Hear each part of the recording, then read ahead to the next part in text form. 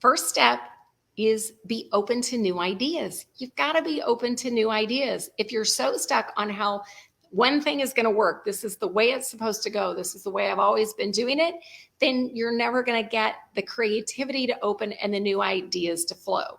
So this is where exposing yourself to new information, new resources, new people, maybe it's new thought leaders online, but just exposing yourself to new information can help spark creativity. And as I've mentioned, your reticular activating system, your RAS, located in your brain, that when you get specific and you're like, all right, I need to get creative, because if you just say, I want to get creative, probably not going to work as well.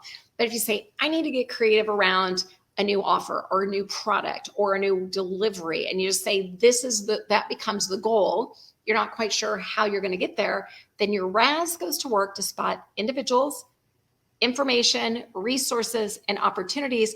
Then that's when you start to get these creative thoughts that come in. Tip number 2, research what other people are doing in your space. This does not mean that you're copying what people are doing in the space. It means you're going to go research what other people are doing. You want to look at seeing what they're doing well and where your unique framework or methodology, your unique spin, how you can do things differently. There's some sort of gap that you know that you can fill with your target audience, because you may have somebody who's doing something similar, but they're targeting 2 different types of individuals, or maybe one is going individual and one's going company.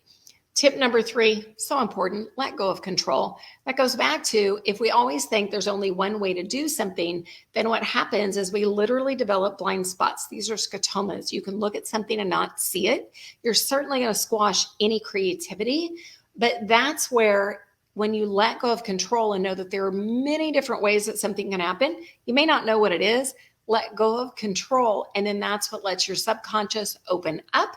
It also lets new ideas come in. Number 4, a biggie, don't be afraid to experiment. Too many people do not start because they're afraid they're going to fail, so they don't even try. That comes down to a thing called self-efficacy. It's your belief in your ability to cause or bring about.